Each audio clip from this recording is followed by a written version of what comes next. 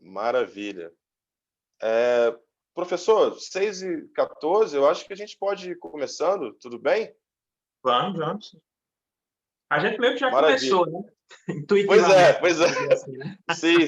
Sim. Já estava valendo, né? Pessoal... Pode falar. Não, sim, pode falar, professor, por favor. Não, era só para pensar que, como eu vou falar, né? A maioria das pessoas aqui já tem um bom conhecimento do instrumento, né? Ou tem alguém mais iniciante?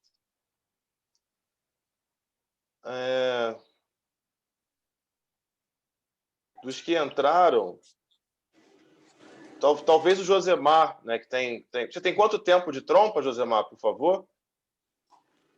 2 anos, é isso? 2 anos de trompa. O Luiz Miguel está entrando. Bom, professor, como você achar melhor, tá? Pessoal, boa noite para todo mundo. Até o Radegunde brincou que a aula já tinha começado. Nós estávamos aqui num bate-papo muito bacana.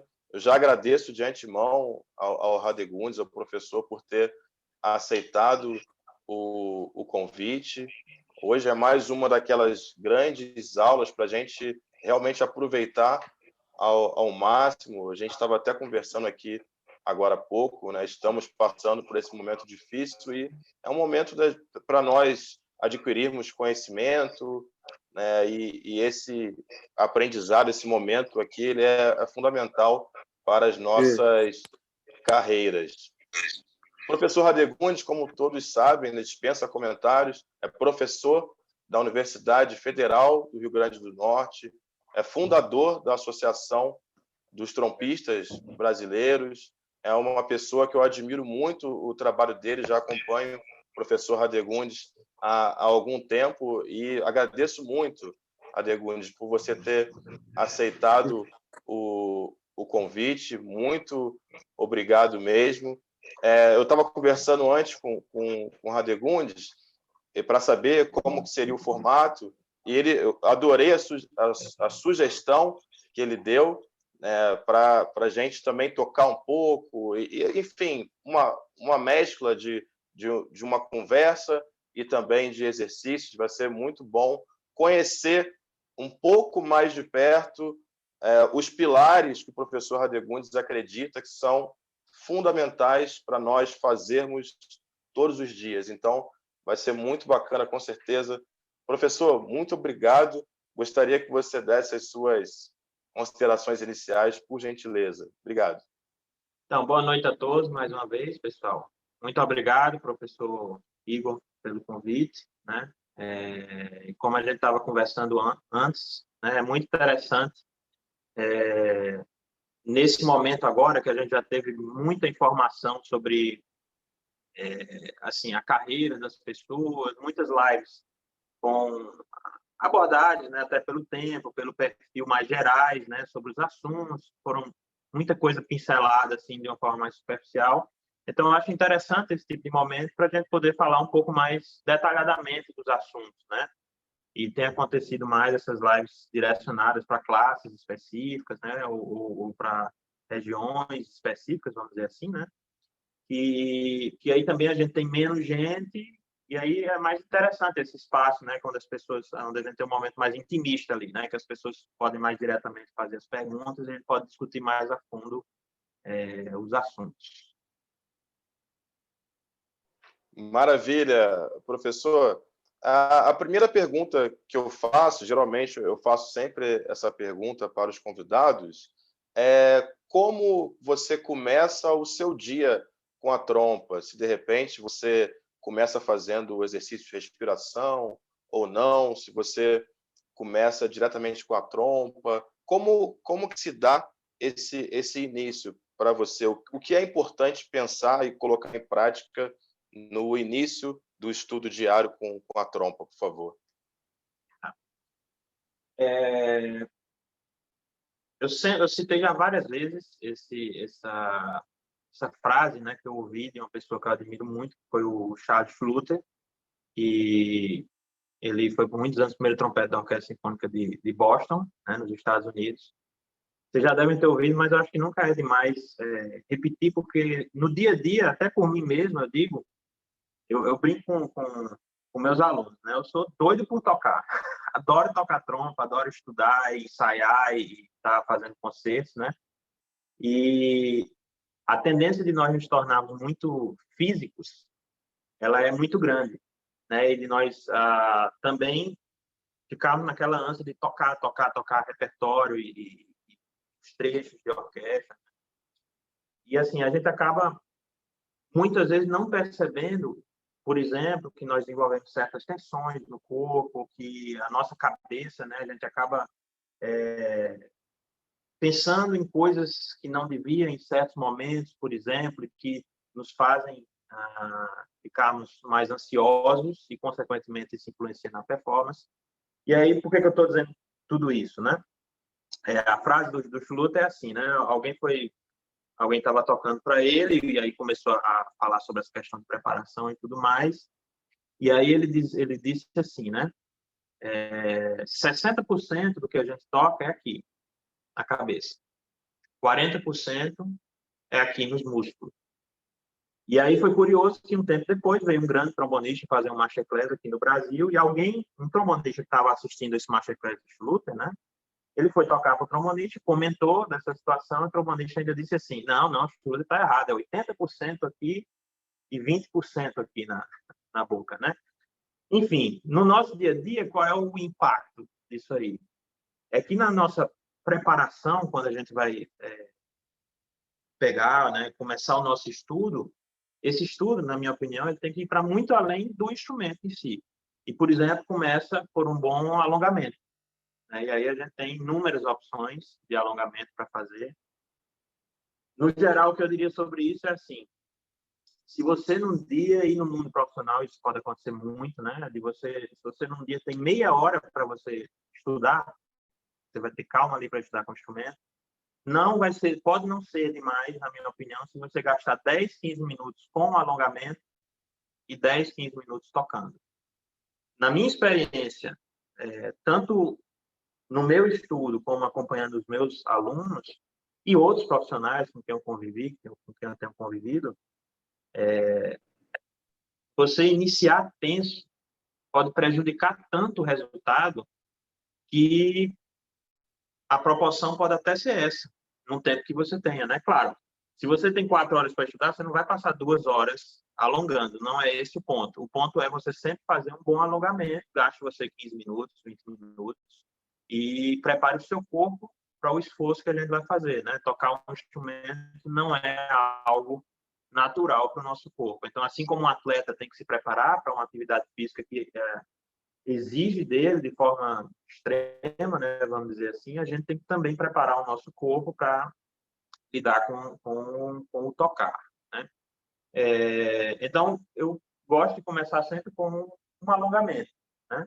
Nesses momentos assim, eu não acho que é tão legal fazer, porque a gente não tem tanto preparo aqui nem de câmeras e nem de espaço, né, para isso, muitas vezes.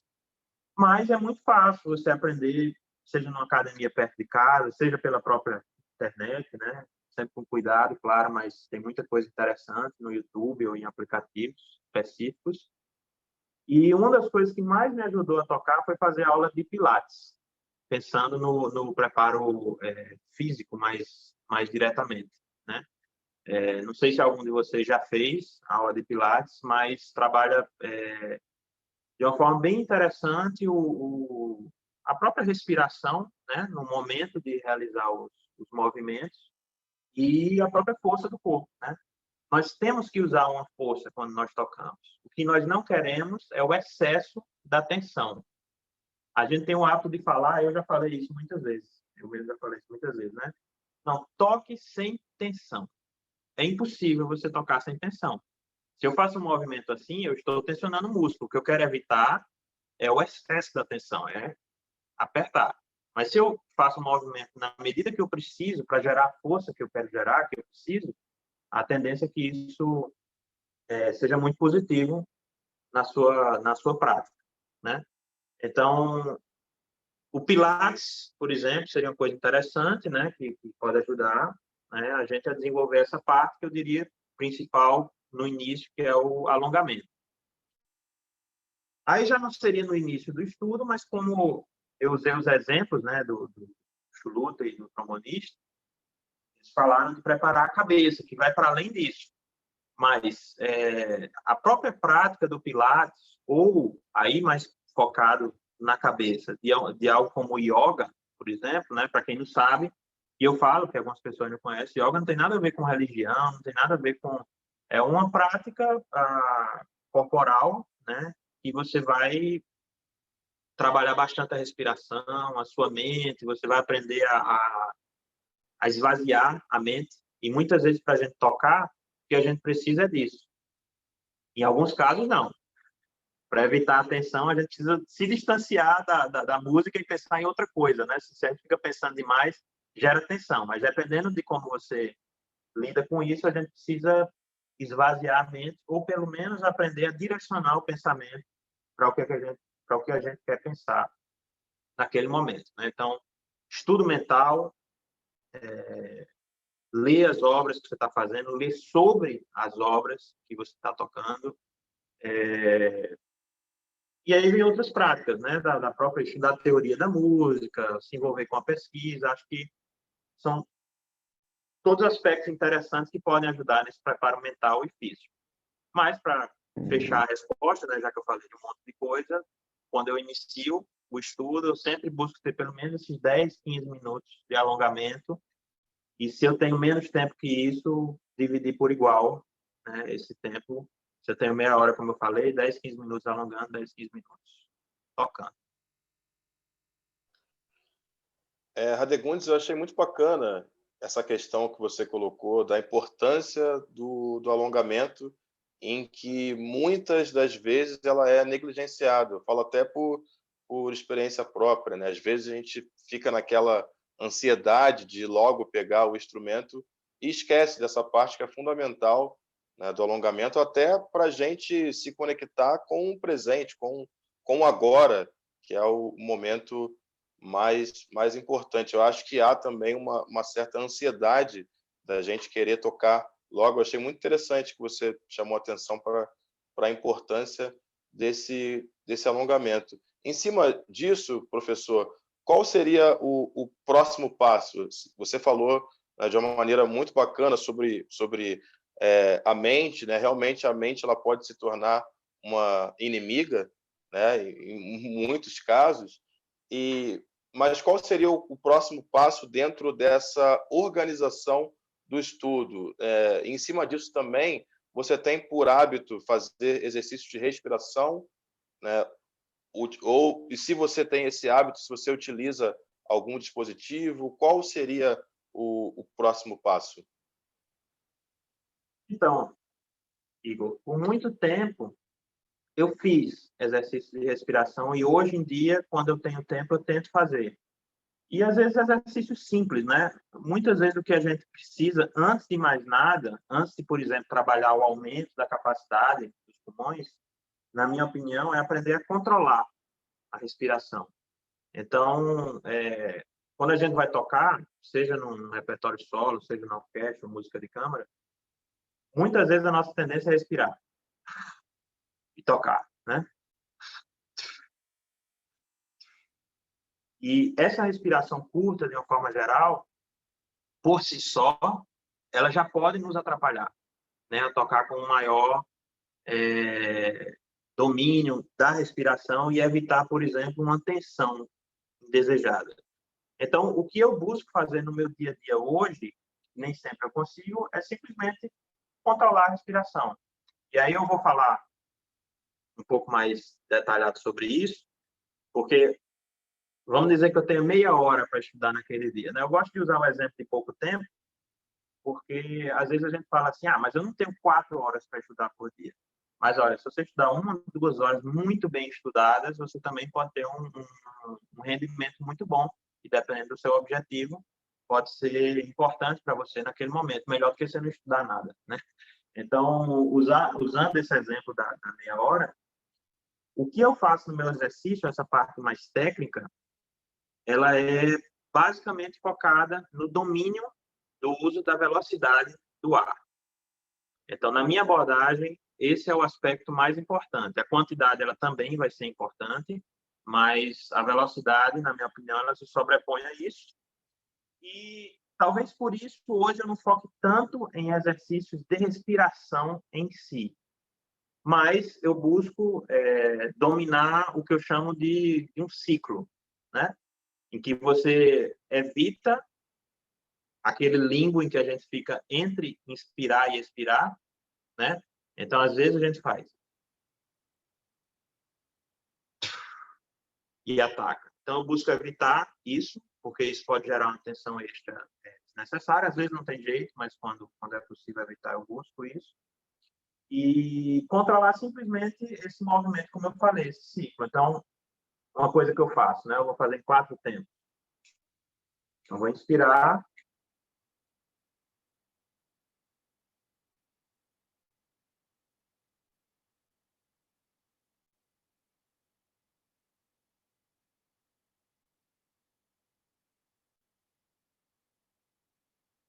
Então, seria um exercício de respiração bem básico, né? Sem mistério. E eu começaria fazendo, buscando controlar. Trazendo para aquela parte da mente, né? Muitos dos estudos de yoga, das práticas de yoga, elas são justamente baseadas, e até o próprio trabalho do Pilates, dependendo do professor, em você estabelecer a respiração em um tempo, né, em um certo tempo. Eles não abordam tão claramente como a gente, porque a gente já tem essa ideia da métrica, né, por causa da música, mas é bem parecida. Então, quando você começa a respirar em tempos definidos, a tendência é que justamente você já acalme o seu batimento, você já consiga relaxar mais o corpo e, consequentemente, a mente da gente, né? Beleza. Eventualmente, quando eu tenho tempo, eu faço um exercício simples, um exercício que a gente faz junto aqui com a Adalto sempre também, que é inspirar, e aí você busca continuar inspirando, puxando o ar, mesmo depois dos pulmões cheios, né? Justamente com o objetivo de expandir mais o pulmão, né? Você direcionar mais essa respiração. Eu não vou fazer esse exercício hoje, porque, como eu falei, não é algo que eu faço tanto no dia a dia. E a Data até já comentou, né, que ele vai vir aqui também participar desse momento. Então, acho que ele seria uma pessoa mais adequada para falar de exercício de respiração propriamente, né? Mas, enfim, daí, como eu disse, poucas coisas, né, que eu faço direcionadas para respiração diretamente. Já fiz bastante, basicamente, exercício nessa linha que eu acabei de explicar. Mas aí eu vou para o estudo do instrumento, focando todos os exercícios que eu faço no controle da velocidade do ar, do uso da velocidade do ar. Alguém tem alguma pergunta até aí?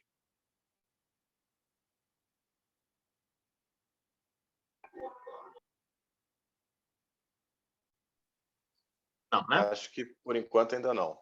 Tranquilo, beleza. Então, por que a velocidade do ar, né?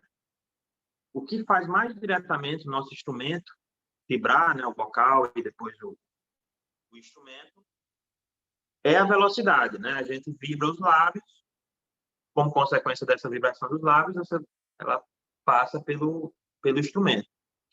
A quantidade, ela vai influenciar também nesse processo? Claro. Se eu jogar bastante ar, naturalmente vai causar uma vibração.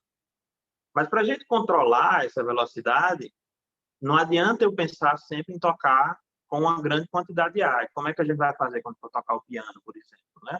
Ou quando a gente tem que fazer conexões específicas, mesmo numa dinâmica mesoforte, por exemplo. O que vai fazer a diferença aí, principalmente, é a velocidade. Lembrando sempre que são duas coisas atreladas, né? Beleza. São 4 elementos principais nos quais eu foco para dominar o uso dessa velocidade do ar. Primeiro, é o apoio da musculatura abdominal, né? Popularmente chamado do apoio do diafragma.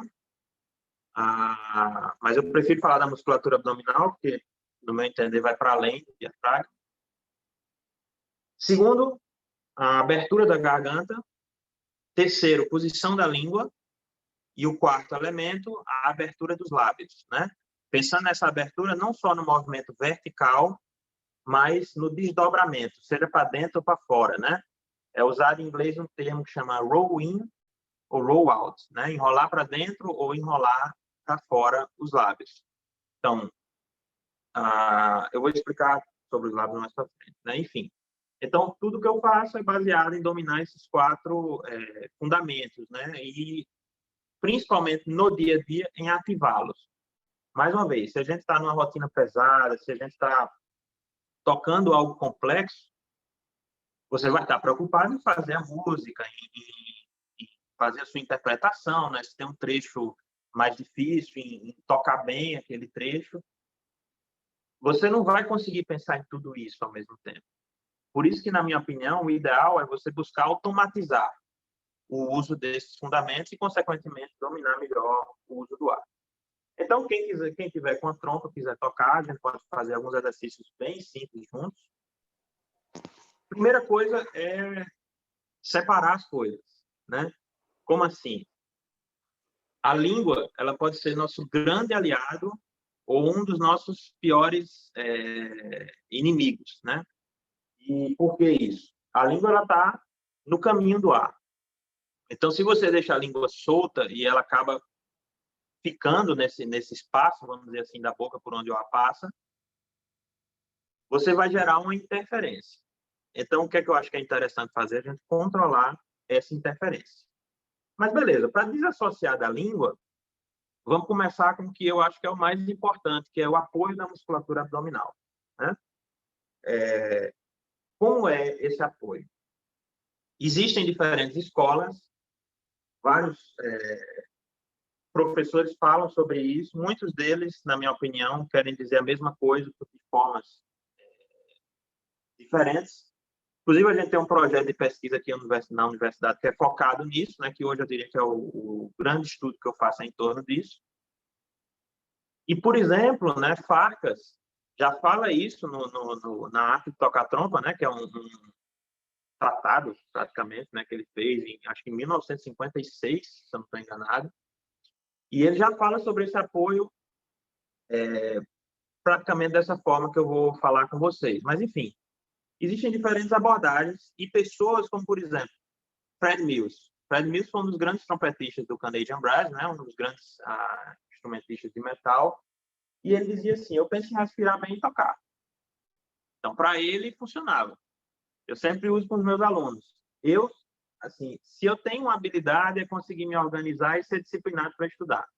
Mas eu não considero que eu tenho habilidade nenhuma para tocar trompa. Tudo que eu consegui aprender foi com muito estudo, muito trabalho.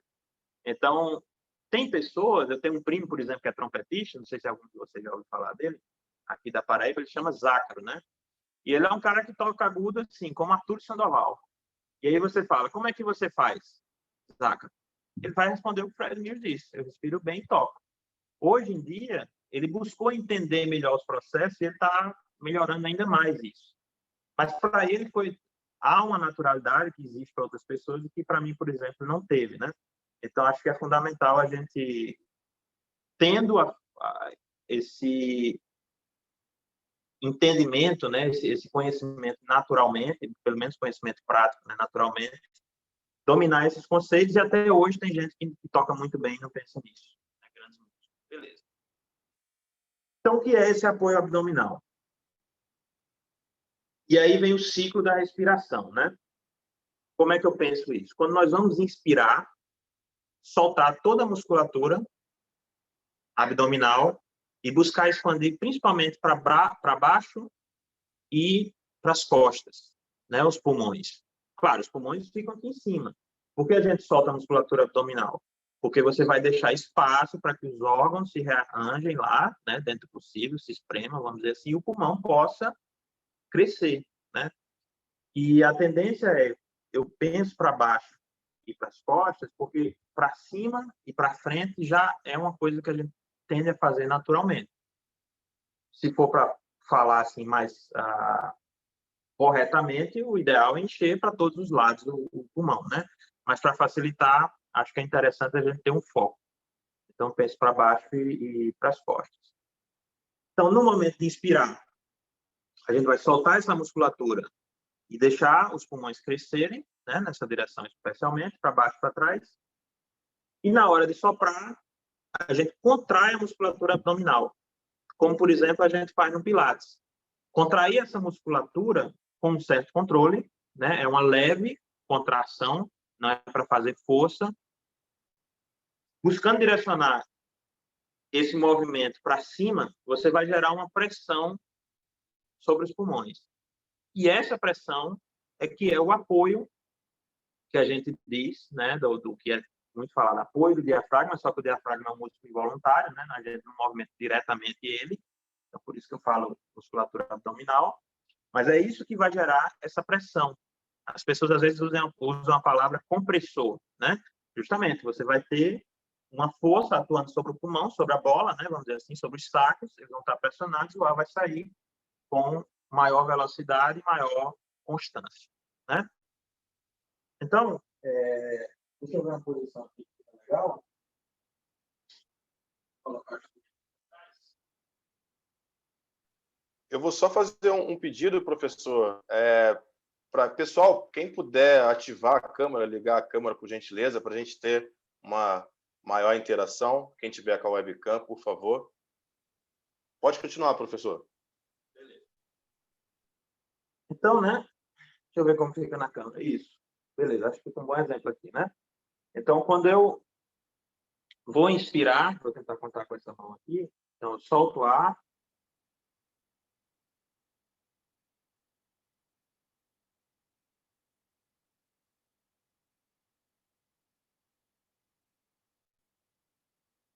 E aí eu contraio esses músculos abdominais para gerar essa pressão. Ficou claro o movimento? Eu estou com o celular, então só consigo ver 3, né? Que é Igor, Jaime e Josemar. Ficou claro aí para vocês o movimento? Ficou, né? Sim, professor. Ficou claro. Então, todo o esquema de respiração ele vai se basear nisso.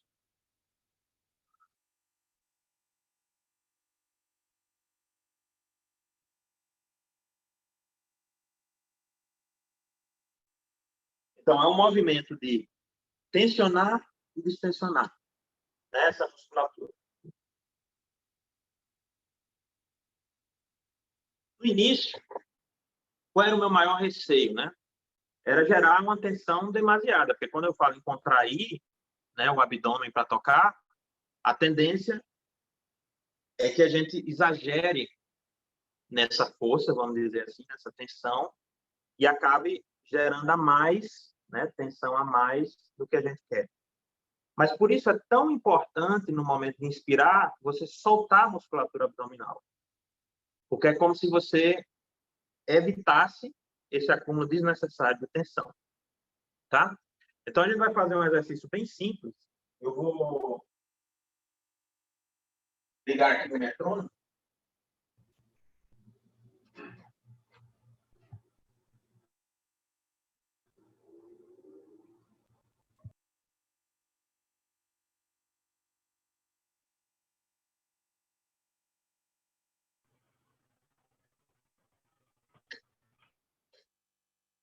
Vocês conseguem ouvir?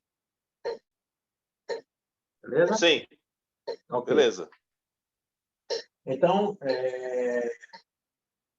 eu vou fazer, e aí vocês repetem, tá?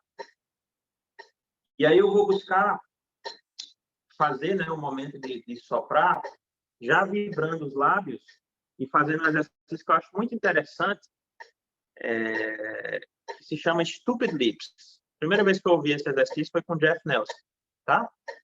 Então, ó, eu vou fazer e depois vocês repetem, tá? Sem o instrumento agora, né? Só vai vibrar os lábios. Eu vou conduzir também dessa forma com vocês. Então, eu vou soltar o ar por 2 tempos, inspiro por 4, sopro por 2, a partir do terceiro começa a fechar os lábios. Então, vamos lá.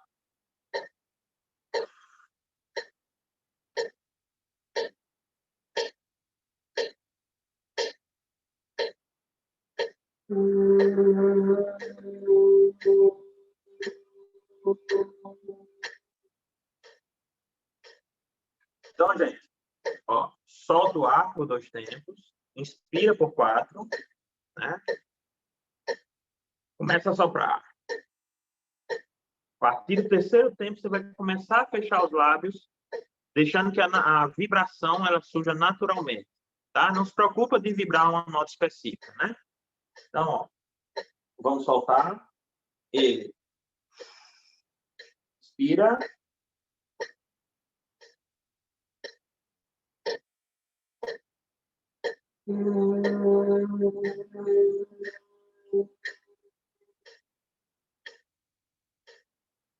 Beleza? Para a gente otimizar o tempo, vamos fazer esse mesmo exercício com o vocal, tá? Então, ó, solta o ar, inspira.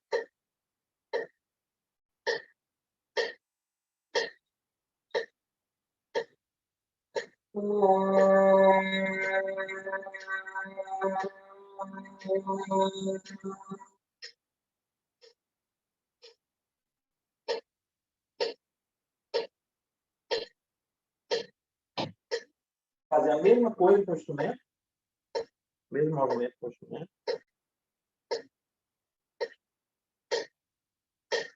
Então, ó, vou soltar.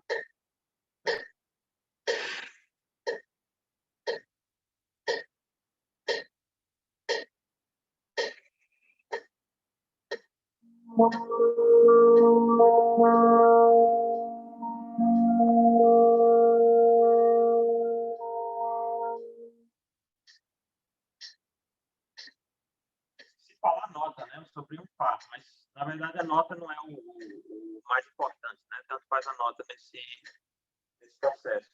Vocês conseguiram ouvir meu som ou o Zoom ele Conseguimos ouvir, sim. Ele não cortou o som, não, né? Não. Cortou, não. Estou fazendo pelo celular, aqui não tem, né, como desabilitar algumas coisas. Mas beleza. Ficou claro até aí, gente? O que é o apoio abdominal? Ficou, né? Beleza. Então, ó, esse mesmo exercício a gente pode fazer com a nota intercalada, né? Já pensando nesse apoio, que é o primeiro fundamento para a gente, né, nessa abordagem, para a gente dominar a velocidade do ar e para a gente identificar exatamente o ponto onde o lábio começa a vibrar. Então, vou fazer e vocês repetem, né? Seria o segundo passo do Stupid Lips. 1, 2.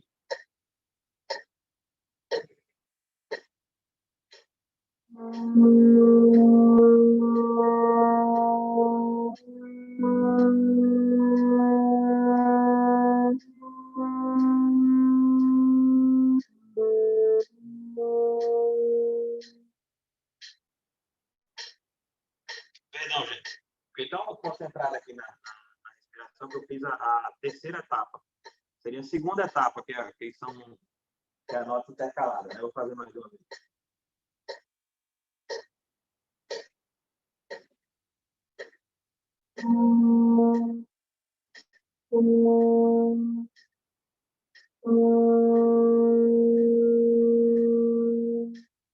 Então, a gente continua soprando.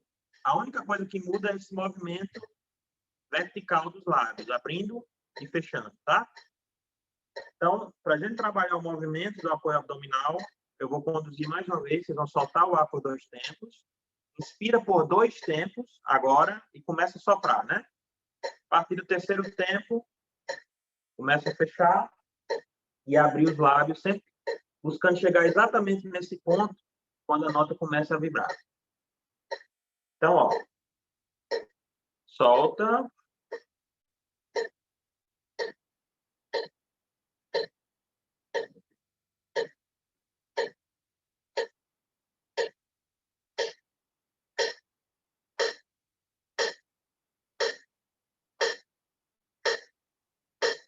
Beleza?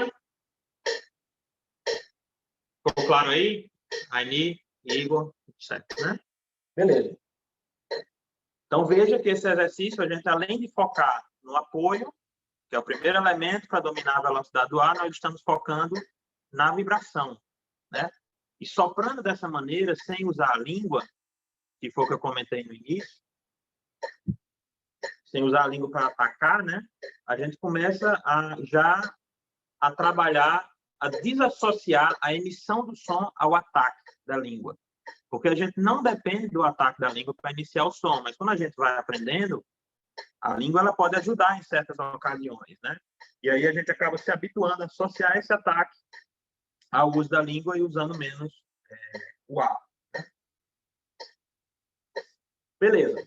Terceira etapa é aquela frasezinha que eu já fiz. Estou fazendo a partir do Fá natural, né? Então vai ser Fá, 4 tempos, Fá sustenido 4 tempos, Sol 3 tempos, Mi natural, Fá. Tá? Então vou fazer para vocês. E aí vocês repetem depois.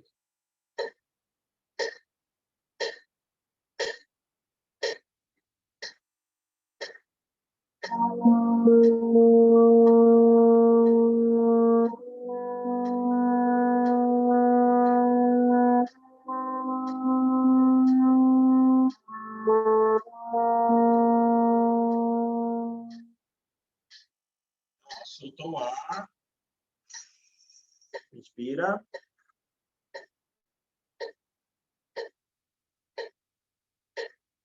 Dois, três, e Fá sustenido. Sol natural. E Mi natural, Fá natural. E aí, gente, sempre focando na vibração. Tenta sentir na sua mão o instrumento vibrando, tá? Claro que dependendo do instrumento, se o seu instrumento tem amassado, se tem solda que está solta, se tem flipper, se tem corinho aqui, né? Tudo isso influencia na vibração. E quando a gente usa qualquer uma dessas coisas, a gente tem que pensar bem antes de colocar e aprender a lidar com isso aí. Mas tudo isso interfere na vibração. O mais importante, busquem sentir bem na mão, né, que o instrumento está vibrando. Beleza? Então, bem simples, né? Primeiro fundamento, uso do apoio da musculatura abdominal.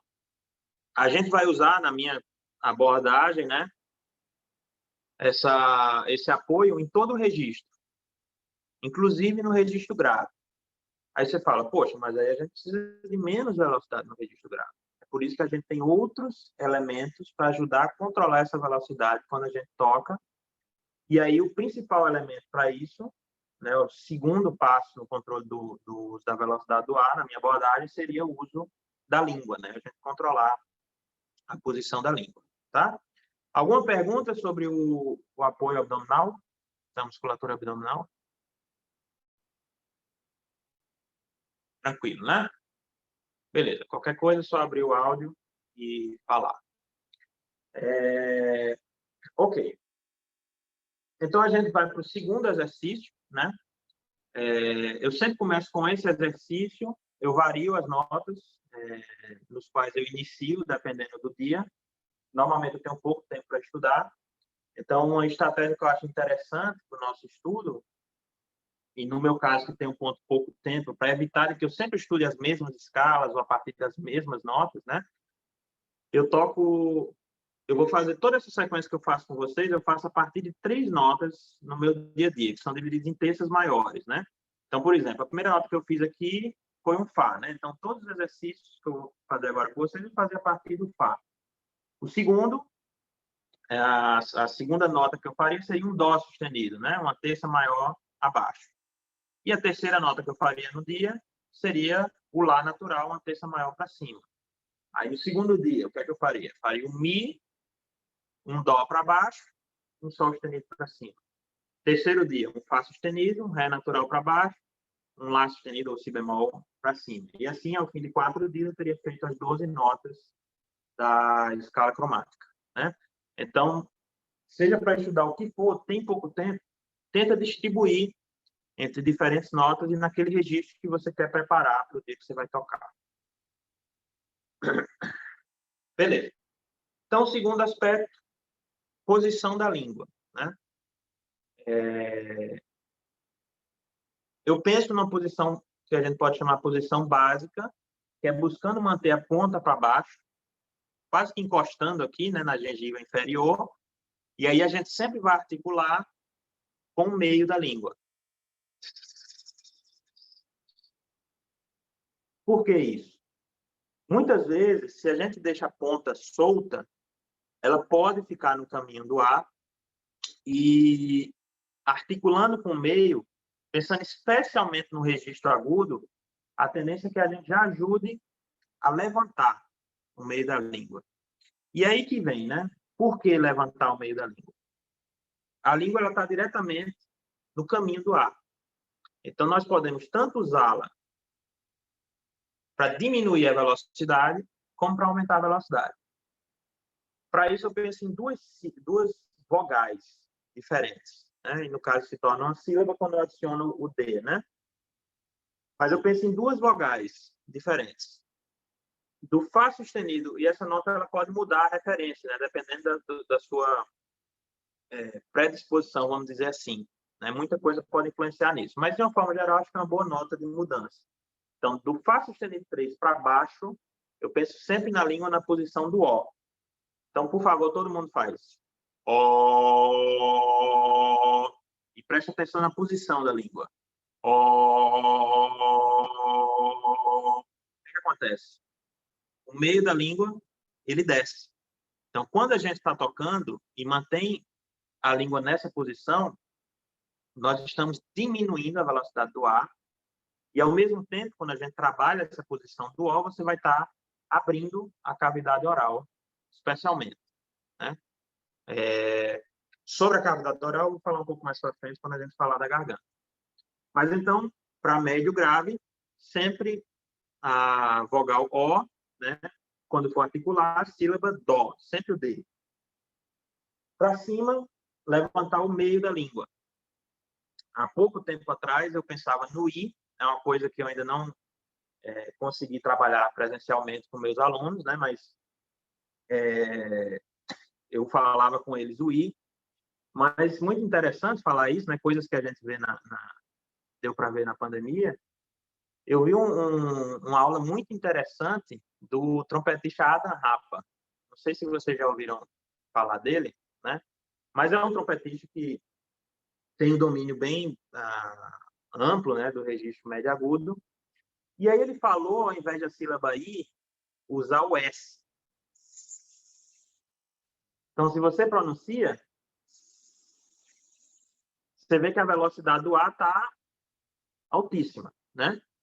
Então, eu usava o I, agora eu uso esse S, né? No caso, não é mais uma vogal, mas acredito que tem uma diferença substancial assim no registro agudo. Então, tudo que é Fá sustenido para baixo, O, tudo que é do Sol para cima, né? Beleza. Na própria fala, se eu vou soprar, eu faço. É notável, né, a diferença com que o ar passa, mesmo que eu use o apoio abdominal. Então, como eu falei, com a posição da língua, a gente pode controlar, ajudar a controlar essa velocidade. Para isso, um exercício bem simples, né, tanto para a posição básica da língua, como para definir os ataques.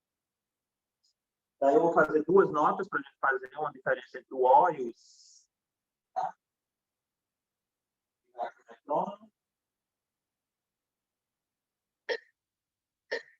Okay. Primeiro, a gente vai tocar a nota sem atacá-la, né? Só soprando. E aí vamos tentar colocar a língua, né, a cavidade, na posição do O. Ajuda na emissão do ar, pensar como um H antes, né? Ró. Ró. Ró. Ró. Na verdade não é, né? Agora que eu pensei, mas quando eu ouvi isso um americano falando, então é a mesma coisa, né? Não é. Mas o Ró, tá?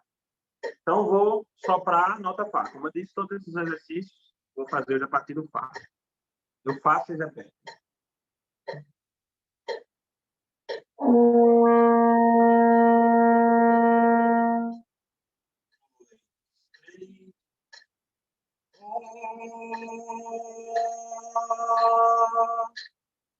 Mais uma vez.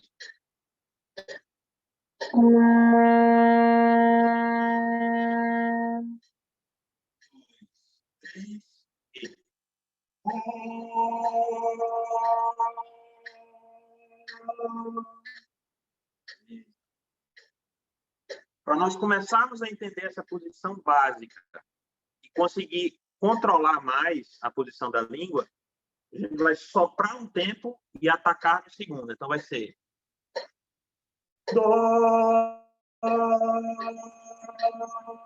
tá? Sempre usando a consoante D, né? Dó, dó. A nota é um Fá, né? Que a gente vai tocar. Então, 2, 1.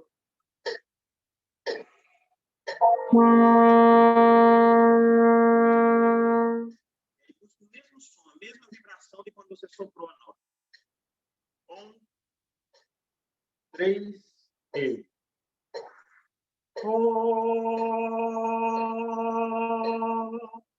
Mais uma vez, com o instrumento, né? Luiz Miguel, tô vendo Luiz Miguel.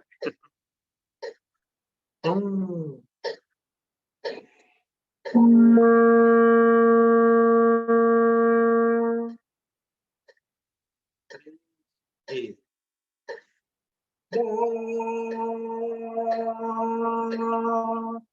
Beleza?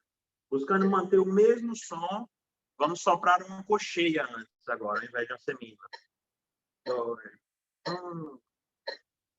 2, 3.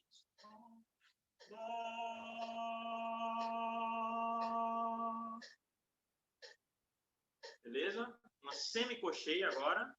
1, 2, 3.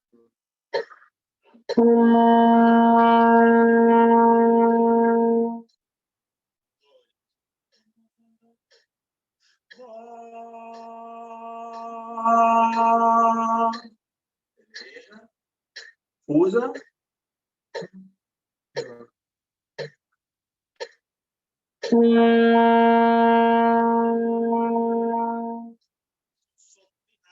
e ataca a nota, né? 1, 2, 3 e.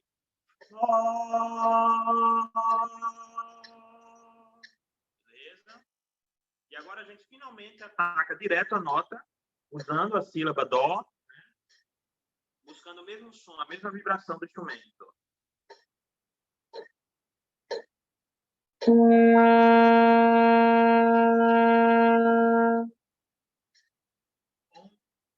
2, inspira.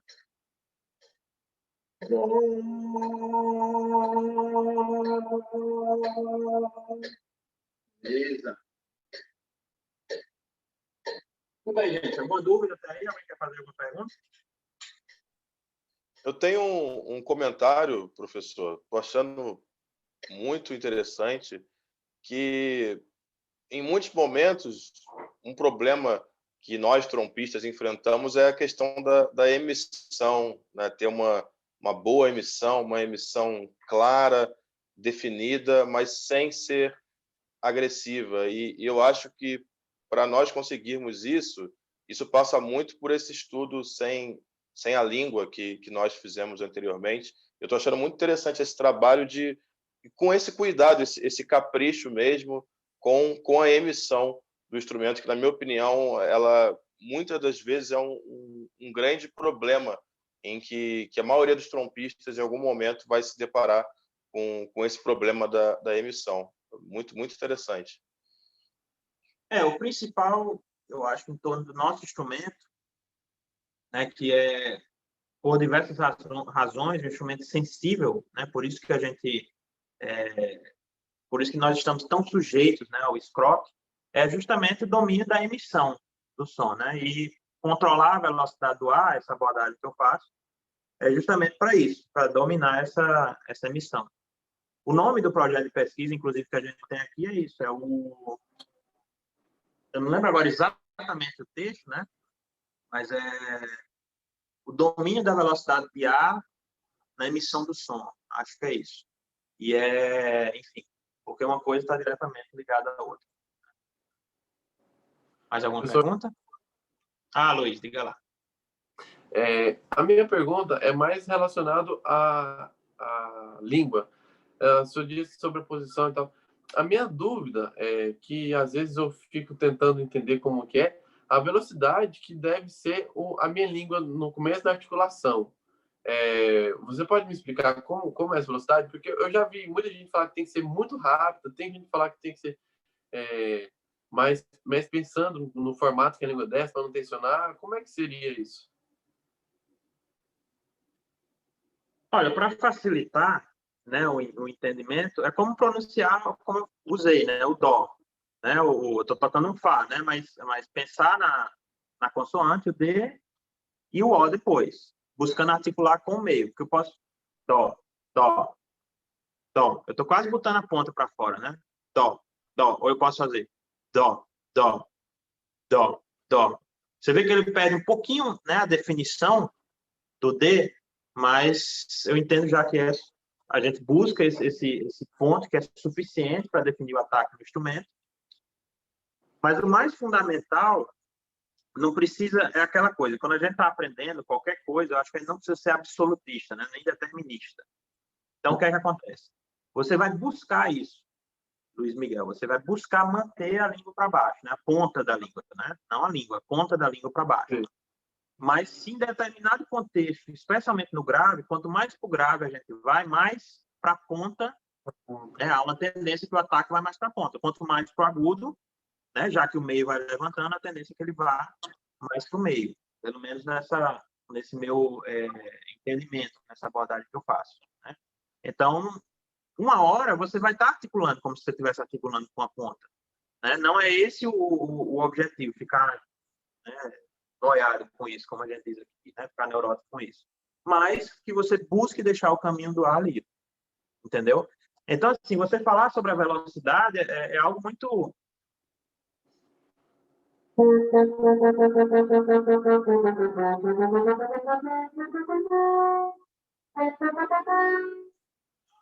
faz tanta diferença na velocidade em si. Eu acho que a questão é você se adaptar a buscar usar essa posição diferente, vamos dizer assim. Né? Eu também nunca tinha ouvido isso. É engraçado que às vezes eu converso com as pessoas, os meus 2 primeiros CDs, eu não sabia de nada disso que eu estou falando a vocês. Eu basicamente fazia porque eu estudava muito, e aí eu, como estudava muito, dei um jeito de fazer. Mas esse controle, ele vai facilitar muito, e é como a gente estava falando, eu e Igor, a gente estava conversando aqui antes de começar, né? Em situações específicas, num conceito mais pesado, ou lance de tocar com um instrumento com mais resistência, ter esse domínio da técnica vai ajudar muito. E não é que aumente a sua resistência, é que diminui o seu esforço. Então, muitas vezes, o que a gente está buscando, eu paro para pensar muito nisso. Não é que eu tenha hoje uma resistência maior do que quando eu tinha 15 anos. É porque eu faço muito menos esforço para tocar, né? Então, eu acho que a nossa busca ela é constante por isso, por diminuir o esforço. Mas sobre a posição da língua é isso. É como a gente fala um dó, né? Dó, dó, dó, dó. Você não pensa na velocidade da língua para falar isso, né? Você fala, entendeu? Fala. Inclusive, é uma forma de estudo que eu acho bem interessante para entender tudo isso. Eu estou vendo que Renato está aqui também. Renato fez muitas vezes comigo. É justamente você cantar antes a nota e depois reproduzir no instrumento. Né? Inclusive, porque no nosso dia a dia, especialmente quando a gente está estudando sozinho, se nós fizermos todos os exercícios, um atrás do outro, sem nenhuma parada, você vai cansar. Você vai tocar ali meia hora, 40 minutos, você vai estar cansado. Né? Então, eu acho que é uma coisa que é muito interessante para você construir uma resistência e aprender a controlar isso, né? No caso, seria você imaginar que tem uma outra pessoa tocando com você e você canta a parte dessa outra pessoa. Então, você vai estar treinando, você vai estar estudando e, ao mesmo tempo, você não vai estar, quando você canta, se desgastando, né? Desgastando a musculatura com o instrumento. É assim, né? Quase... Não sei se para nós seria tão assim, mas eu já ouvi pessoas de preparadores físicos, né, dizerem que para cada hora de prática que você tem que ter pelo menos aquela hora vezes uma certa quantidade de descanso para que o corpo absorva, né? Eu não vou nem chutar exatamente o que ele disse para não falar besteira, mas a gente precisa mais do que aquela hora que a gente estudou de descanso, né? Se você estudou uma hora de descanso ao longo do dia, né, de um dia para o outro, não é suficiente para que você absorva aquela informação, para que suas musculaturas se fortaleça, né?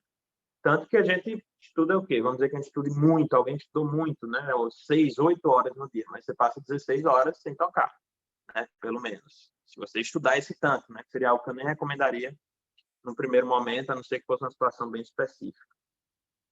Beleza? Ok, mais alguma pergunta? Tudo bem. Então, vamos lá. Vamos fazer agora esse mesmo exercício com a outra posição, né? Com o S, né? S, S, S, S. Tá? Então, vamos emitir um Lá natural.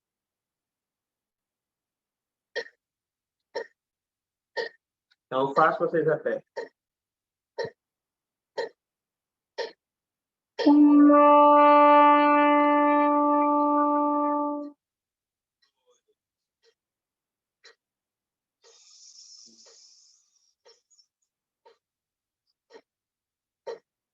Agora a gente vai soprar um tempo e atacar.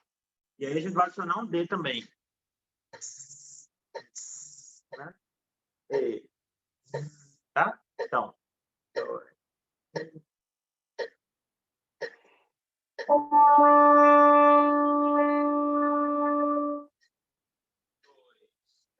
3,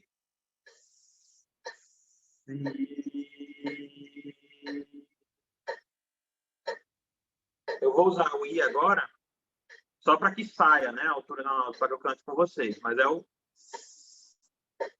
cocheia. 3.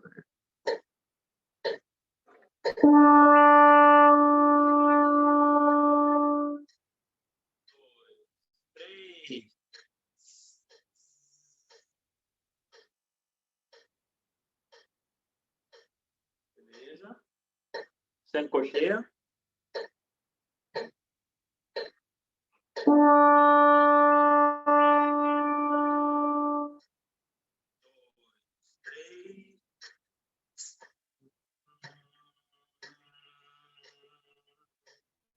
Beleza.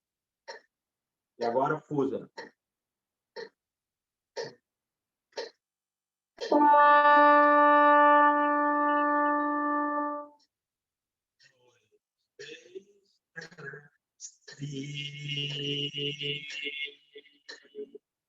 E agora ataca a nota buscando essa mesma vibração, essa mesma sonoridade.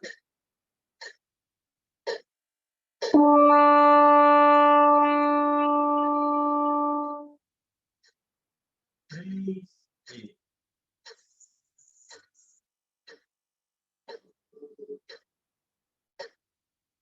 Beleza.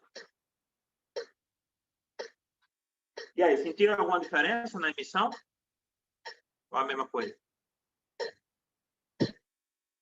Vamos interagir um pouquinho, né, pessoal? Vocês estão tão calados. Sim, o pessoal tá muito tímido hoje. Então, observação agora, que eu estava prestando bastante atenção, né, nessa questão da emissão, de como fazer, usando essas sílabas diferentes. Parece que agora a língua fica, não sabe onde fica, ela começa a se movimentar, até entender bem, assim, onde chegar, onde ficar o... Parece que ela está involuntária agora, de caçando uma posição, até entender. Tá mexendo dentro da boca sozinha, assim. Por exemplo, eu até falei, eu estou vendo que o Renato está aqui, eu até falei a ele quando ele chegou aqui, né? Isso é uma abordagem que o ideal é que eu fizesse com alguém que está começando e que duraria algum tempo, talvez anos, para essa pessoa absorver cada um desses aspectos com calma e realmente automatizar o que seria o ideal, né? E aí conseguir tocar. Então, assim, não é agora que você vai conseguir dominar isso, né? E nem em uma semana, em um mês, você sempre está revisando, né? É um aprendizado constante.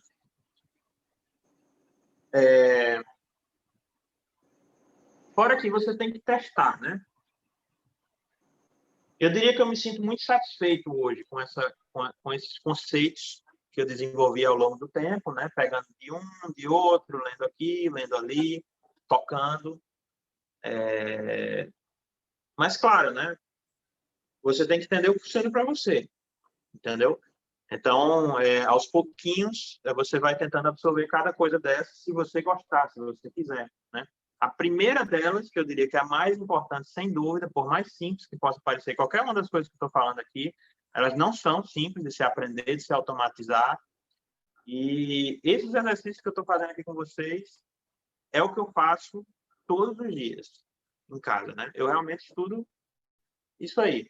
Para mim, não tem nada que vai proporcionar um aprendizado maior de toda a técnica da trompa do que esse tipo de exercício, né? Do que uma abordagem clínica. Então, se fosse para escolher um para começar depois daqui, seria esse do apoio na musculatura abdominal.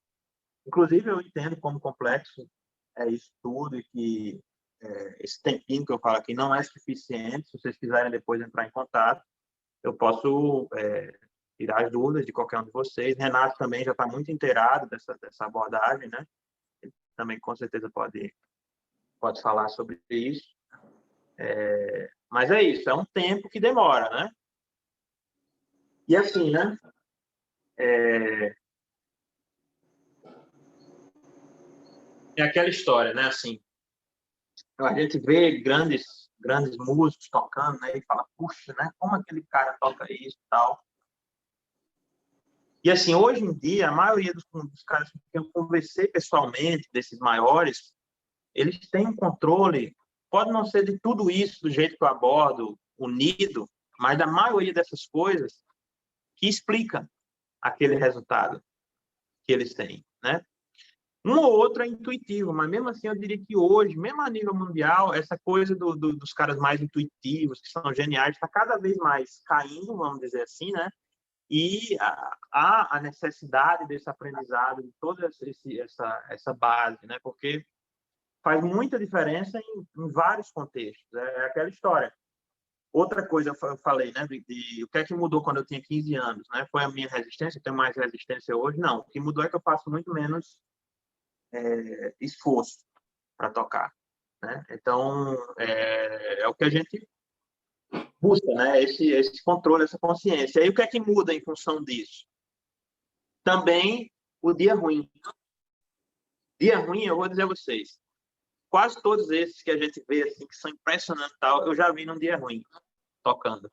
Mas sabe qual é a diferença da maioria deles, quando a gente pensa assim, né, sei lá, quando a gente está estudando e tal, é o controle que eles têm dessa base que faz com que o dia ruim deles seja um dia ainda assim fantástico. Então, se eu dependo muito menos da minha musculatura, se a musculatura não está bem, por qualquer razão pode ser. Eu já passei por isso, por exemplo. Esse ano lá no Isla Verde, tocando na Argentina, antes de entrar no palco, eu fiquei num local muito quente, eu tenho os lábios grandes, né? E eu comecei a suar muito. E aí eu não me toquei que eu deveria ter saído ali daquele camarim, né? Então, quando eu fui tocar, antes de entrar no palco, nossa, o que aconteceu com a minha boca? Né? E se eu não tivesse uma base, teria sido, né, muito ruim. Então, se eu não tivesse essa base, teria sido muito ruim. Então, esse controle ele vai fazendo com que você dependa menos de fatores físicos. Influencia, sim, influencia. Mas influencia bem menos. Professor, interessante, eu estava pensando aqui, enquanto você estava terminando de explicar, é interessante o quanto que a excelência passa por esses detalhes, né?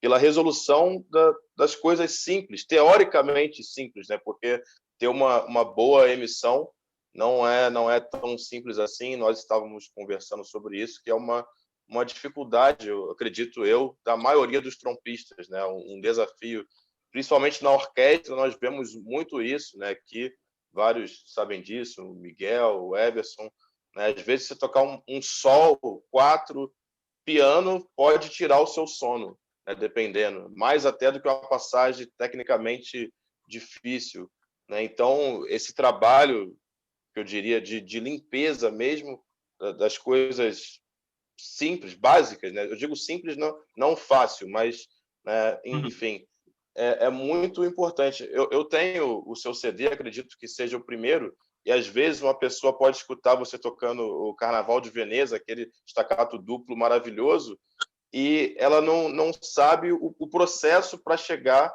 naquele staccato duplo, né? Então, estou achando muito interessante essa abordagem que você disse, que todos os dias você utiliza e coloca em prática. Muito interessante mesmo. Todo o controle da técnica, na minha opinião, ele vai ser uma consequência, né, desse domínio básico do que a gente tem que fazer. Então, quanto melhor a gente domina essa base, mais fácil e, teoricamente, melhor a gente vai conseguir dominar o que quer que seja, né? Seja tocar pianíssimo no agudo, seja tocar rápido, seja tocar entre os registros, né, com facilidade. E são muitas coisas que influenciam nisso também. Aí vem a importância da cabeça, porque por mais que nós estudemos, né, a gente nunca sabe o que vai acontecer. A gente trabalha para ser o melhor possível, mas a gente nunca sabe, né? Então, você ter essa... Aí, se tem uma coisa que fez diferença na minha carreira, foi essa coisa de... Para você ver, olha, cada um de nós tem algum tipo de talento, alguns tipos de talento. Nem sempre vão ser diretamente relacionados ao instrumento, mas vão poder nos ajudar bastante. Se tem uma coisa que eu fiz que me ajudou bastante, foi assim, né? Quando eu era mais novo, eu via meus colegas tocando e tal, e eu comecei com 15, 16 anos ali, eu comecei a fazer como convidado de primeira tropa na Orquestra da Paraíba, na Orquestra da Paraíba, né? E aí eu via meus colegas tocando, um monte de gente tocando agudo pra caramba, tal, e eu pensava assim, nossa, se eu ficar tocando desse jeito, eu não aguento tocar o concerto, né? Mas aí chegava na hora do concerto, eu conseguia tocar o concerto bem do início até o fim, e às vezes aquele cara que estava ali tocando um monte de coisa, ele não tinha a mesma precisão, ele não conseguia se sentir tão seguro no momento. Então, veja como é complexo, né? Ser artista é algo muito complexo. Muitas vezes a gente trata isso com uma certa banalidade, vamos dizer assim, né? Então, é fundamental que nós busquemos ter esse leque, né, de informações e essa consciência de como trabalhar os momentos ruins, porque eles vão acontecer. O lance não é evitar que os problemas aconteçam simplesmente, mas saber lidar com eles quando eles surgirem. Muito, muito legal. Professor, a aula tá maravilhosa, mas infelizmente nós temos pouco tempo, estamos já caminhando para o final. Eu tenho uma pergunta, tá muito bacana, daria para ficar aqui horas e horas, mas enfim, eu tenho uma pergunta ao Daniel Filho comentando, excelente aula, professor Radinho. Valeu, Daniel. Dizendo que é seu fã. Igualmente sou seu fã Daniel... também.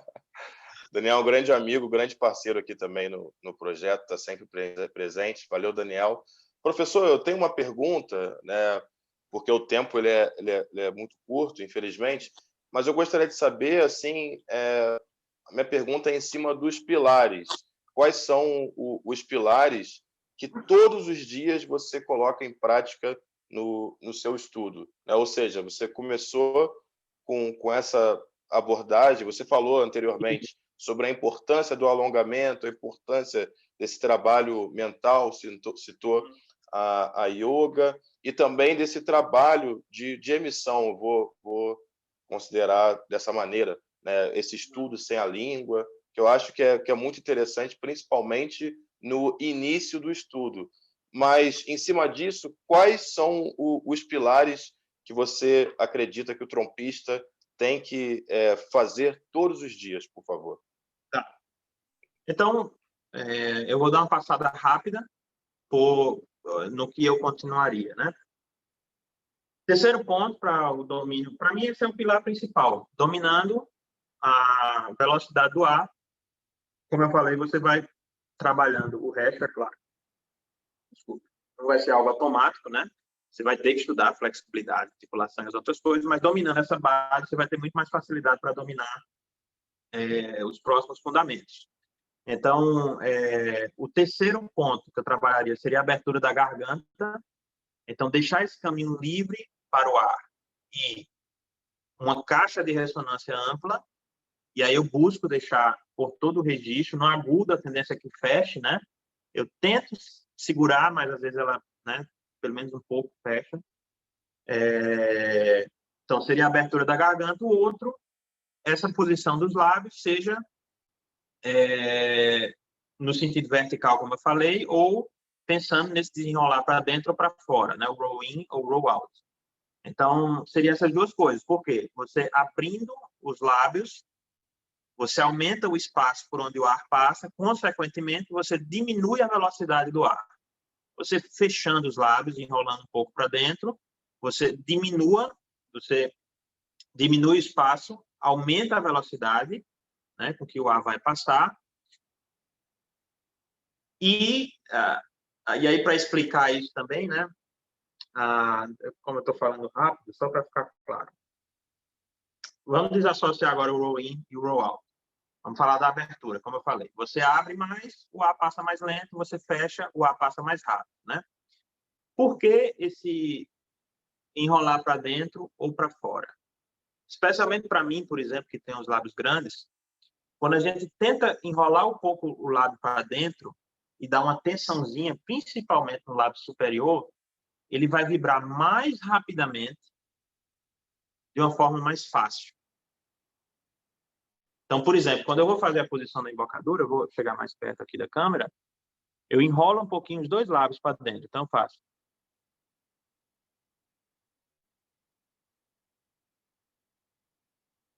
Essa tensãozinha a mais que eu faço, ela já faz uma grande diferença quando eu vou tocar no registro agudo, né? E aí, é como se a gente fizesse um movimento para dentro, quando vai para agudo, e para fora, quando vai para o grave.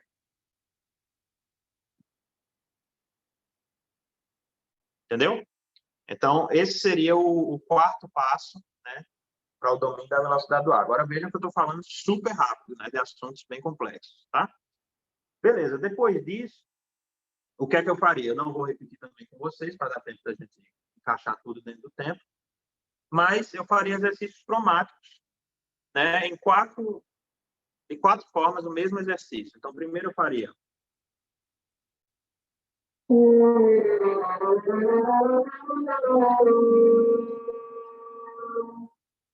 consulado, depois ligado.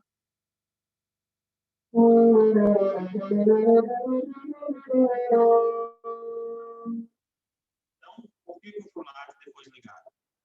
Consulado, a nossa tendência é soprar mais livre, é trabalhar também a emissão e a resistência, porque você tem ali um agente que está atrapalhando nesse processo, vamos dizer assim, e ajuda muito a trabalhar o meio da língua. Se você não sobe o meio da língua, é muito difícil tocar o agudo com frulato, né? Seria uma observação a mais. Beleza. Terceira etapa desse exercício, com o impulso. Porque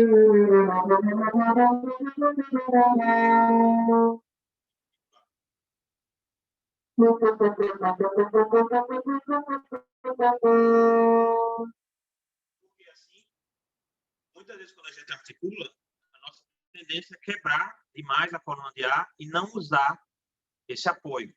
Então, fazer o articulado após o impulso vai ajudar a manter esse apoio. E aí, estou vendo a mensagem aí do Daniel. E aí a gente consegue controlar melhor a articulação, né? Beleza. Então, essa seria a terceira etapa do meu estudo diário. Eu faria, por exemplo, a partir de um Fá natural, a partir de um Dó sustenido, a partir de um Lá, e aí faria a partir desses maiores, faria 3 notas por dia, ao fim de 4 dias teria feito as 12 notas da escala cromática. Beleza. A segunda etapa do exercício seriam estudos de flexibilidade. Nós podemos fazer estudos, então como o Igor perguntou sobre pilares, né? O primeiro pilar, velocidade do ar na emissão do som, e aí seria sonoridade, esse pilar, né? O segundo pilar seria a flexibilidade. Flexibilidade a gente pode fazer tanto muito complexo como muito simples, né? Para fazer esse tipo de demonstração, precisa sempre fazer mais simples. Então, por exemplo, e aí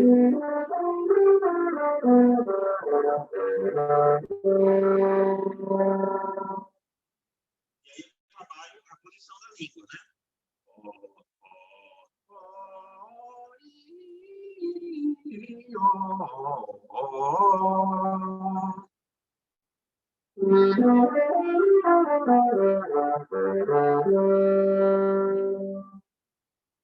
E aí eu posso fazer de várias formas. Quando eu estou com a minha trompa, eu faço em si bemol e em fá agudo.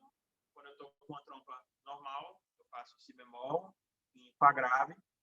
Mais uma vez, eu não tenho muito tempo de fazer isso, né? Todos os dias, aí varia.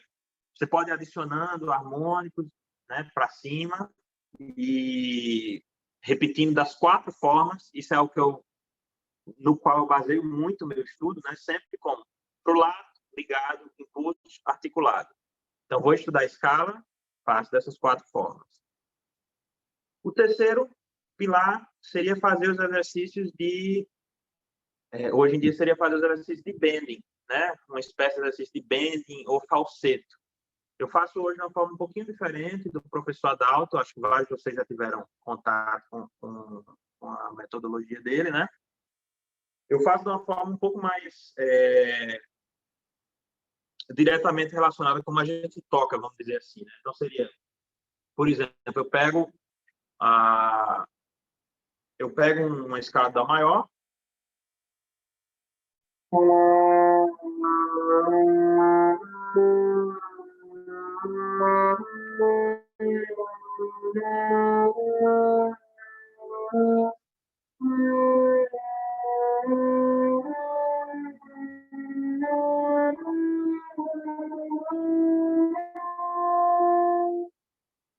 uma série de razões. O bending é interessante, pode ajudar na passagem da quebra, nos ajuda a controlar também a posição da língua, né? Porque como é que eu faço com um Dó, com um Ré?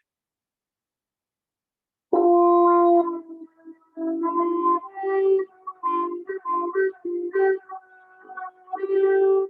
é que eu consigo fazer, né? Veja que é difícil, né? Justamente baixando o meio da língua.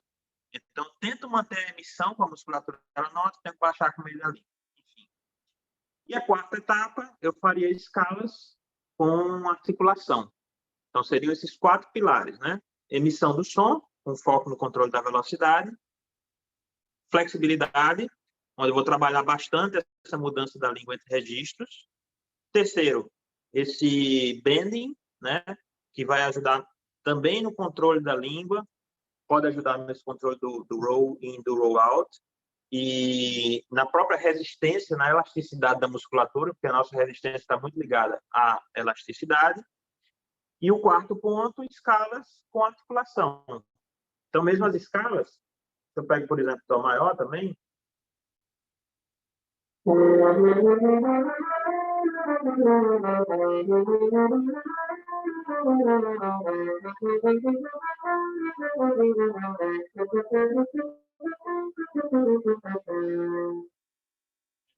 normalmente não faço direto as 4 formas, mas fazendo as 4 formas, você consegue ir associando tudo que a gente faz nos exercícios com a prática, né? Você até perguntou sobre o uso de aparelhos no início. Eu acho muito interessante, eu uso o Big Buzz, por exemplo. Eu sempre quis usar aqueles Respirona, esse outro tipo de coisa, mas acabou que eu nunca tive um acesso fácil. Quando eu tive acesso, eu não dava muita bola para isso. E aí, assim, acabou não acontecendo. Eu ainda quero ter um. Sempre é bom. Nunca se esqueçam de uma coisa, né? Independente do exercício técnico que você faça, do aparelho que você use, aplique isso na prática. Então, se tem uma sugestão de estudo, faz um exercício com Big Buzz, ou sei lá, uma sequência de alguns exercícios, faça esses mesmos exercícios sem. Sempre entenda o que é que o aparelho, o que é que o exercício quer trabalhar e aplica isso na prática. E o ideal é você testar isso com o repertório, né? E aí, por exemplo, vem o gatilho, né? Se eu vou tocar um terceiro de Mozart, qualquer coisa que seja, eu quero ver se eu estou soprando bem, se eu estou... Então, eu sopro a primeira nota, né? Do tema, por exemplo.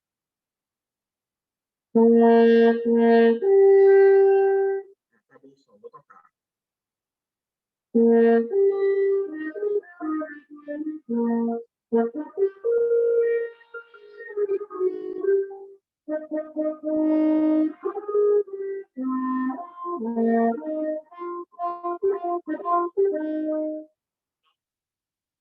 vou buscar verificar se a técnica está ali no lugar, né? Se esses fundamentos que eu trabalhei, se eles estão sendo aplicados na hora do repertório. Professor, obrigado pela resposta. Fantástico.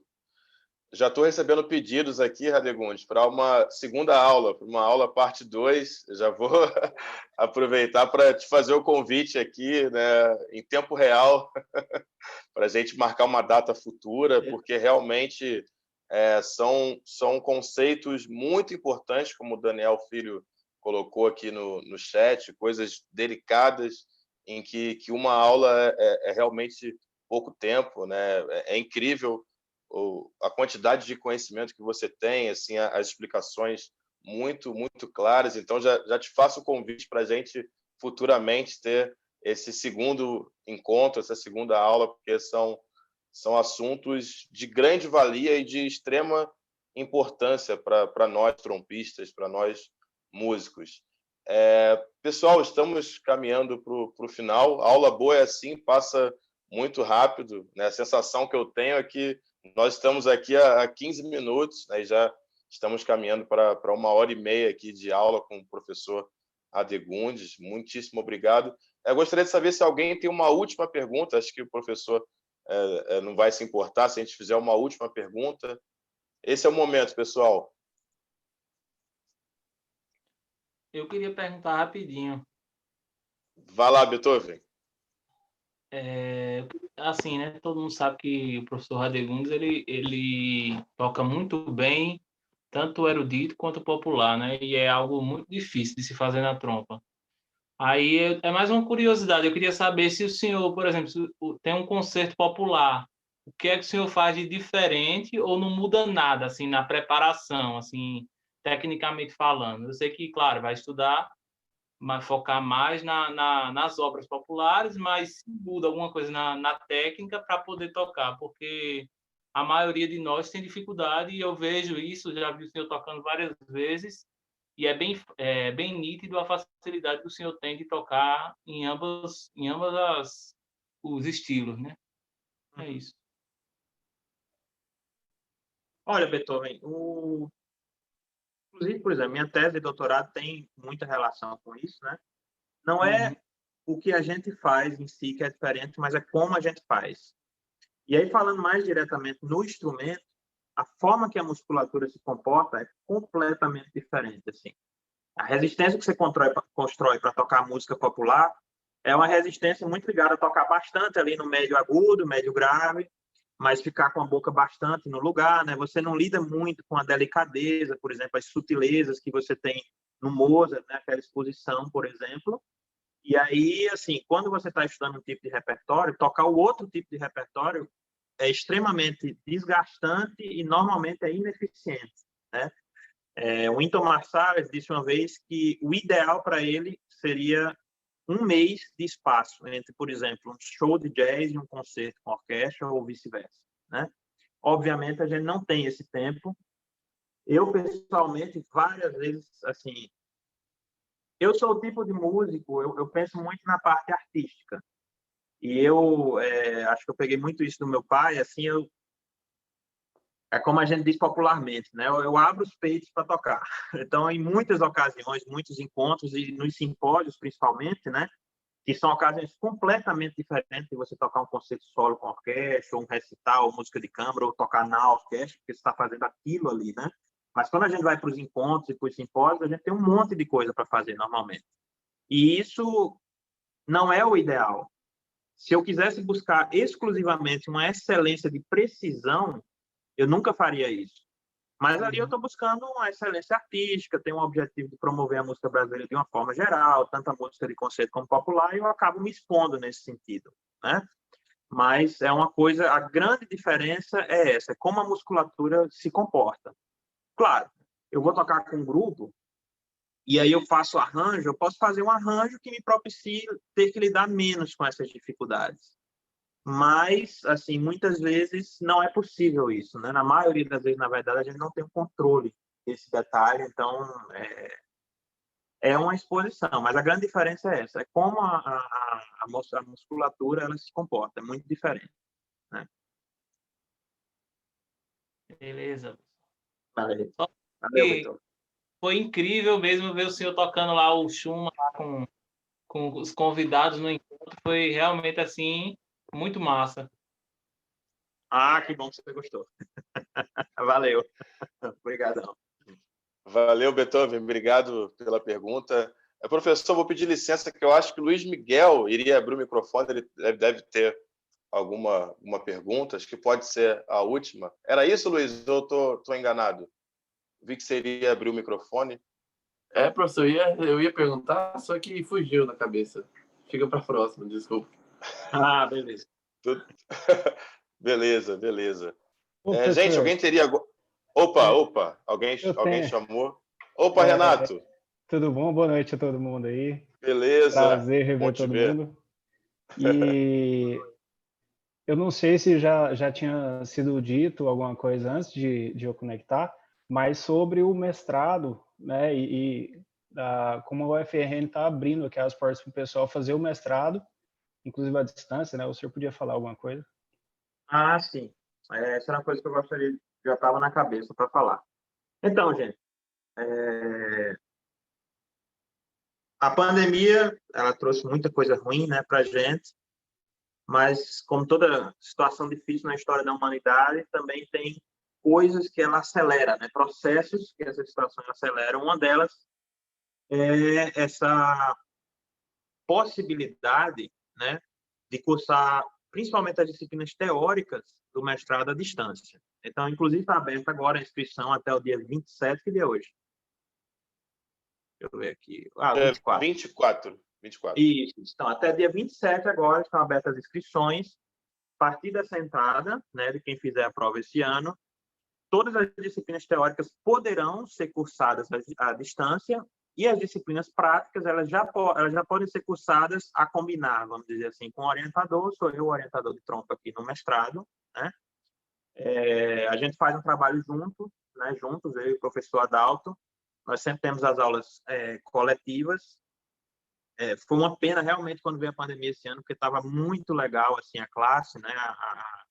É como se a gente estivesse vivendo um festival diariamente, só que o ano todo, ao invés de ter 1 ou 2 semanas, né? A gente chegou a ter um dia 22 alunos lá no nosso aquecimento, numa aula regular, né? O que é muito, muito legal, assim. O teatro estava ficando pequeno. Então, assim, é um ambiente aqui muito envolvente, eu diria, e que se você quer aprender, se você quer crescer, se você quer se reciclar, acho que é muito interessante, né? Essa possibilidade, como eu falei, o curso ele não é à distância. É importante ter isso em mente, né? Essa possibilidade de cursar disciplinas à distância vai depender principalmente do seu desempenho. Depende de você mesmo. Se você for muito bem na prova de entrada, se você começar essas disciplinas, né, acompanhando à distância e tiver resultados muito positivos, trazendo, respondendo às atividades, entregando as atividades solicitadas e seguir dessa forma, você vai ter que vir bem poucas vezes aqui em Natal, né? Assim, com certeza não é o ideal do ponto de vista da trompa. O nosso programa é extremamente focado na performance, né? Então a gente tem 2 recitais, a gente tenta no segundo ano, né? Tenta realizar os 2 recitais no primeiro ano, no segundo ano tenta promover um concerto com orquestra ou banda, né? Renato estava se programando com Conceição, né? Para fazer o concerto, foi tudo cancelado por causa da pandemia. E aí eu até brinco na seleção, né? Beleza, não sabe escrever, não se preocupe, não. Faça o melhor que você puder e agora toca. Não sabe escrever, mas toca, né? E vice-versa. Quer aprender a tocar, sabe escrever, beleza. Escreva bem, faça o melhor que você puder na prova de tocar, que nenhuma dessas duas coisas vai ser necessariamente um impeditivo na hora de ser aprovado. Mas o intuito aqui realmente é a gente montar uma classe junto e promover de uma forma mais aberta essa formação, né? Inclusive agora, coincidentemente, não era uma coisa que eu queria, mas acabou encaminhando para isso. Acabei de ser eleito coordenador do programa, então muita coisa nesse sentido vai ficar ainda mais na minha mão de se fazer acontecer, né? Mas é isso, né? Até a possibilidade de fazer o recital à distância, ele existe.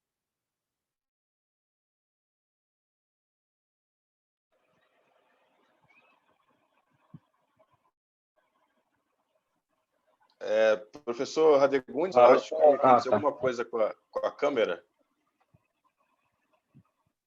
E o som também não estamos te ouvindo. Não, parou aqui para mim também. Ah, tá. Professor Radegundes, você escuta a gente? Acho que o professor teve algum problema.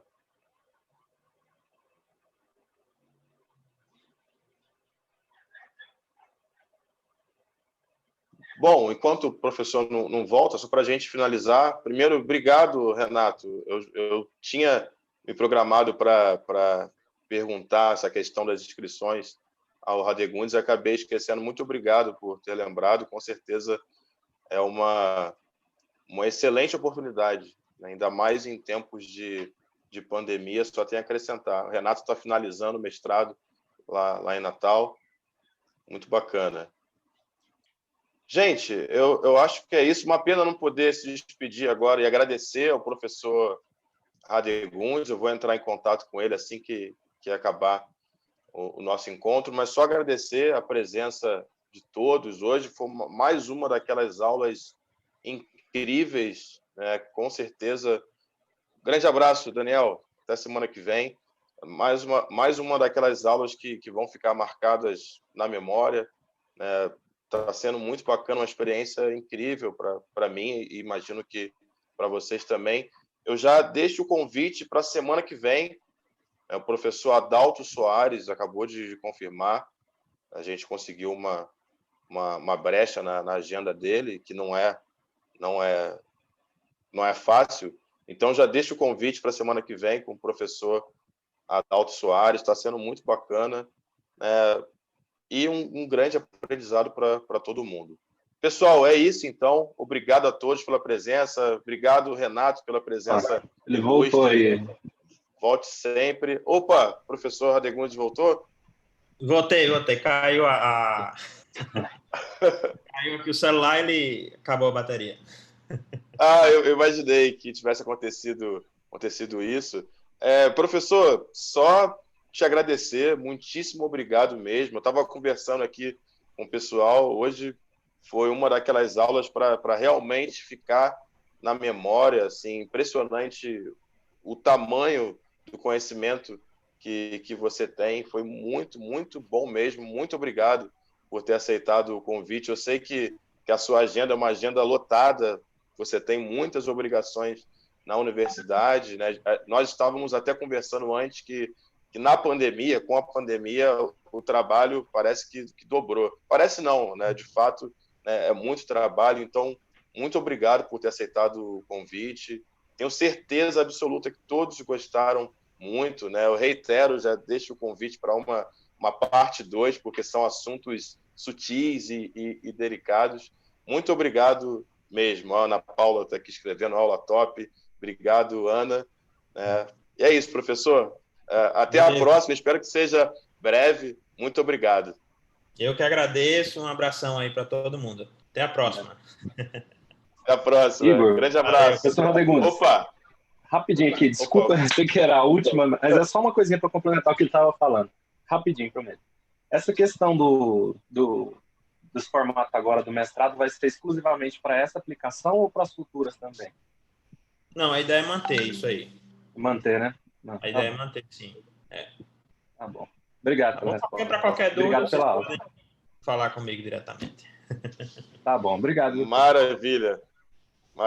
Valeu, Raine. Uma excelente oportunidade, pessoal. Fiquem atentos. Abraço, professor Radegundes. Abraço para todo mundo. Grande abraço. Obrigado, professor Radegundes. Tchau. Abraço. Obrigado, pessoal. Um abração. Valeu, Igor. Falou, Raine. Valeu, Renato. Valeu, pessoal. Valeu. Até mais. Tchau. Tchau.